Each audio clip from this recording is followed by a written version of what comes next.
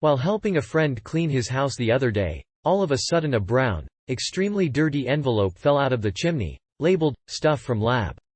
The envelope had previously been used for mailing something else, and had a postmark of September 22, 1967.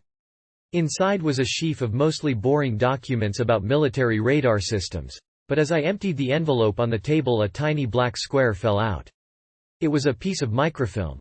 It said, "To Boris from Natasha Subjectsky. Recent experiments with chemical warfare agent TMA-2 Boris. I have been most intrigued by this newly procured compound, TMA-2.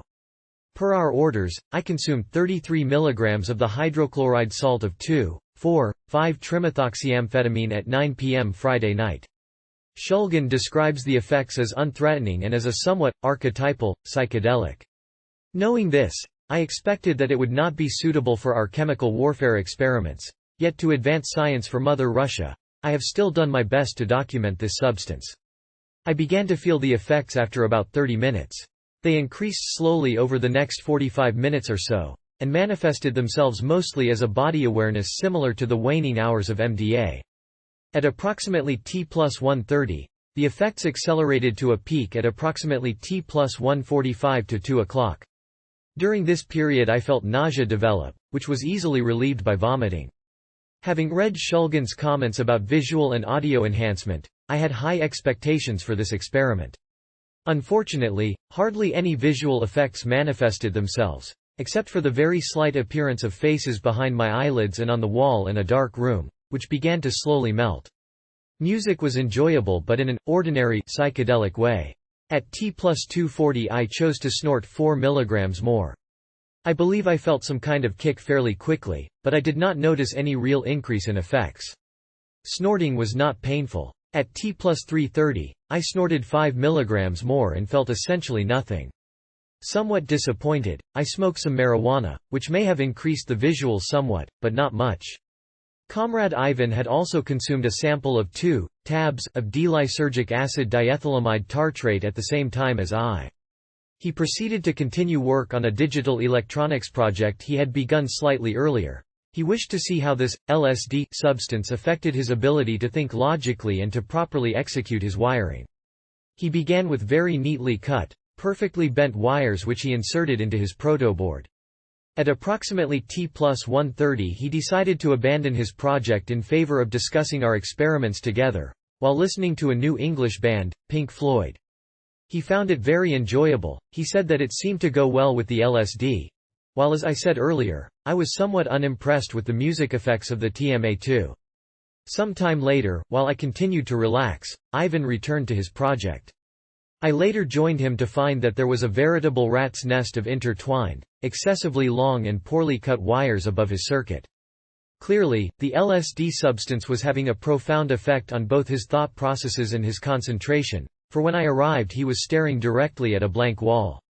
At this point, the most prominent feature of the TMA-2 seemed to be the body sensations. Mostly a general awareness of the functioning of the muscles, and a slow, deliberate movement. I could feel individual muscles actuating to perform different motions of my limbs. When I reclined on a sofa, I felt my body blur and dissolve into the sofa. Later on, Ivan needed some assistance dealing with some strange thoughts that came up during his LSD experiment, and despite my having eaten a psychotomimetic, I found it easy to sensibly and logically talk him out of his thought patterns. The TMA-2 did not really interfere with normal thought processes, though if I let my mind wander, it would occasionally make some interesting jumps and leaps.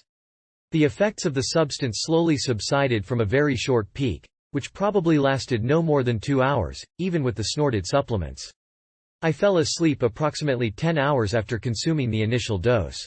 I felt somewhat fried during the comedown as one might on MDA, I suspect because of the amphetamine characteristic of both drugs, but I was completely normal the following day, unlike with MDA.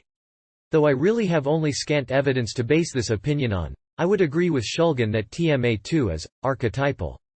Unfortunately, in this case it means that TMA-2 doesn't seem to stand out at all from what one would consider to be an average psychedelic experience. There was just nothing special about it. I am anxious to try a higher dose, perhaps 42 mg, to see if more interesting effects manifest themselves. Currently I am unimpressed by TMA too. But I wish to emphasize that I need to explore it further.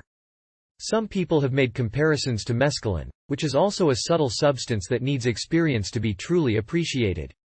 Unfortunately, I must conclude that it is not a viable weapon in the motherland's chemical arsenal. At least not for directly incapacitating the Americans.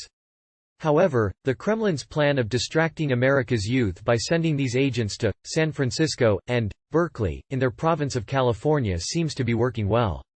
Perhaps we should send our remaining kilogram of TMA to their way. Yours, Natasha.